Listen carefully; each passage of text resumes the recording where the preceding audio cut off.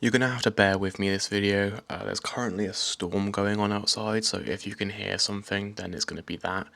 But also, I have got a impacted wisdom tooth that is really hurting my jaw and affecting my speech and just my mood in general. So yeah, you can just bear with me this video. Anyway, welcome back to another video. In this one, I just want to have a quick chat about how important it is to photograph everything. This video won't be very long, so make sure you stick around to the end, and you never know, it may even make you want to go and photograph more. Anyway, let's just get on with the video. When I started photography, I was photographing everything and everyone. I was out every single day taking photos of what I do and taking photos of my friends. I look back on these photos every now and again and I just reminisce on those times, where life wasn't as serious as it is now and when I didn't have as many responsibilities as I do now. And while looking through my archived posts on Instagram, I can see a whole range of badly edited images. They range from portraits of friends to landscapes and even this weird light painting phase that I went through. But there was one huge part of my life that was missing, as I just didn't see a point in photographing it. You see, when I started photography, I was just so focused on getting likes and follows on Instagram that I just completely disregarded a big part of my life, and I wish I could change that. And the thing that I disregarded was taking photos of my family. I just saw no need in family photos as they wouldn't bring the likes and follows. The photos that were bringing people to my account were photographs that I took of my friends when we were just out and about doing, everyday stuff. So I just kept photographing them and kept posting them. And this is how I was doing photography for quite a long time. To be precise, I posted these images once or twice a day, every single day without a single miss for about a year and a half straight. In fact, just over a year and a half straight. And not a single one of those photos that I took or posted were of my family members. Through different shooting styles, different editing styles and themes, and big events in my life, I didn't once think about taking photos of my family or, a family member. And I'm sure that would have stayed the case if it wasn't for this one thing that happened.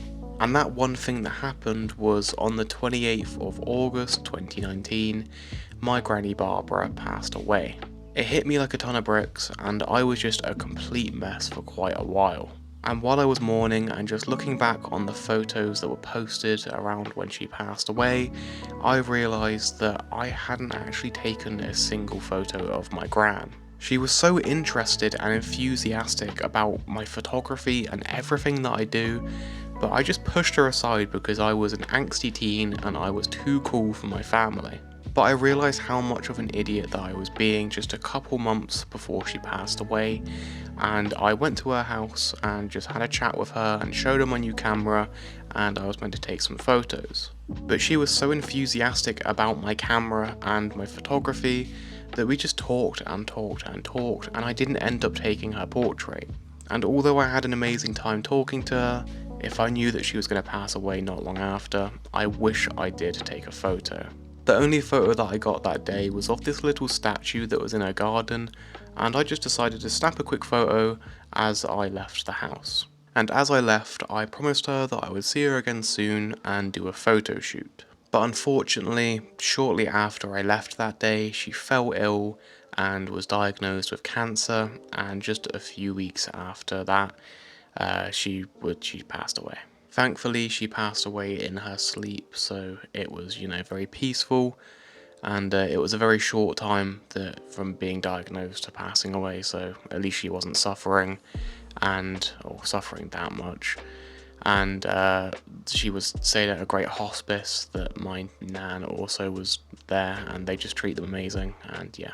Unfortunately for my uncle, he didn't make it in time. He lives in Australia, and as soon as he heard that, she was getting really ill, he flew over and arrived at the hospice just about an hour or two after she passed away. Not making time for her and not documenting our time together will just forever haunt me, and I think about it very often, like probably at least once a day. It started to hurt even more when I realised that she actually bought my new camera for me at that time.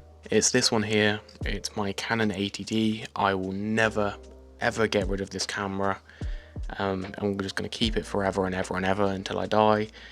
And yeah, I love this camera. I shot my first ever videos on this camera. I shot so many photos with this camera, but I needed an upgrade, otherwise I would just use this forever. And if you're wondering how I didn't know she bought me that camera, well, I had some inheritance because my dad passed away when I was little, and she said that she had access to it and was saving it for me for, when I turn 18. And she said that she could, go into it and purchase me a new camera if I wanted one. And I was just like, yes, yes, yes, that'd be amazing. But it turns out that she actually didn't have access to it and never did. It was actually like put away into some stock that was just growing, and she just bought it for me out of her own money, but she didn't want me to know. So yeah, I found that out quite a few months after she passed away. But losing my gran gave me a reality check with life and my photography. It made me realise that I need to start documenting the parts of my life that I deemed as boring. And they were only boring to me because it was the ordinary everyday stuff. It wasn't, going out with my friends and having loads of fun. It was just having time with my family. But I found that those days where you're just spending time with your loved ones are the ones that you look back on and reminisce and miss the most. So within a few days of my gran passing away, I started documenting my family. I think these photos are on an old hard drive somewhere, so I don't actually know where they are, and I'm really stupid for not knowing where that hard drive is, as I'd love to look back on them. But I was still only posting photos of friends on my Instagram, but I had a new mission, and that was to just build up a collection of family photos. This mission was a slow one, as I was so unmotivated to photograph anything at this time because of my gran's passing, and I had other stuff as well that I just really wasn't doing great, and that's probably the most unmotivated I've ever felt with my photography. But then the lockdowns came into effect, and I basically was just stuck with my family, and if I wanted to photograph anyone, it would have to be them. And this is where I really started documenting my time with them, and I just have so many photos of just different things from that time that I look back on and I just miss it so much. And I continued to photograph my family and friends once the restrictions were eased, all throughout me finishing college, going to uni, getting my first job, doing all of that and having all of those moments in my life up until now. And it's been one of those times recently where I've realised how beneficial that has been and how much I've enjoyed doing that. I'm able to look back and see my family and friends in many different parts of our lives, and it's just really nice to look at. But I'm able to see one person in particular who I miss dearly, and that is my granny Lorna. She passed away on the 29th of October this year. Her death put me in a weird place. I had accepted it, but I just hadn't processed it. I think this is because we knew it was coming, as she had been in hospital for months on end and she was just continuously deteriorating, but it just was weird when it actually came to reality. So I'd accepted that she was passing, but when it actually came round to it, my brain just couldn't handle it and I just went into like a weird state. And I just couldn't process it until the funeral, and that's when I just bawled my eyes out. I don't think I've ever cried like that before, even with my other gran passing, because when she passed, it was really just like, boom, straight away, I'm just bawling my eyes out.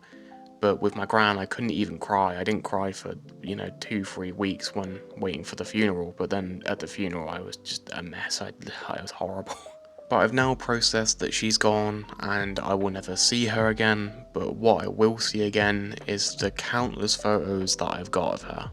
She said I was the only person to ever take photos of her that she actually liked, so I made sure to photograph her as much as possible and make her happy. And I'm so happy that I documented as much time as I could with her. I'm now left with many photos and many memories attached to these photos. I've found that the more I've photographed over the years, the more I remember things in terms of photos. I have a really weird memory. I can't remember much stuff from my childhood or even, recent things that happened. But I can remember very specific random things, like random days where I'm like, I can remember that. But what I can always remember is a photo. I look at a photo, I look at these photos up here, I look at these photos up here, and I remember those days and I remember exactly what happened and when I was taking those photos, and It's just so important to me to take photos of just anything and everything, and I think it's something that everyone should do. But just like my granny Barbara, this death has once again made me realise how important it is to just photograph everything. Even the parts that you think are mundane or boring, because those parts are probably the ones that you're going to miss the most. Like for instance, I got a photo of my mum printed out over here that I made in the darkroom, and I remember shooting that because it was the first day of lockdown, and I was given a Mamiya RZ67 to shoot until the next year of college, and that was the first photo that I took on it. Was a really nice portrait of my mum. But I wouldn't be able to remember anything else from that day. I just remember shooting that and a few other photos, and I miss those times. Or like I've got a photo behind the camera, and I've got another one over here from the same day, of when me and my mates were just over one of my friends' houses, and it was the first time that I shot portrait, and I miss those times. It was just a really simple time, just being with my mates, and I always thought I was a bit weird for photographing those times, but I now look back on them and I miss them dearly. But this is why I had a bit of a break. I uploaded 2 videos recently, but before that I just hadn't uploaded for over a month, and my gran passing away is why. But thank you to everyone who sent me messages. I was completely shocked by it. I had like 30 plus messages of people being like, "Hey man, I noticed you haven't uploaded any videos. Is everything okay?" Like that was weird. But thank you to everyone who sent me a message. Anyway, I hope you've enjoyed this video. It's been a bit of a sad one, but I hope you've enjoyed it nonetheless. I also hope this made you realise or reminded you how important it is to just photograph everything and everyone. But that's the end of this video. I'll see you in the next one. Goodbye.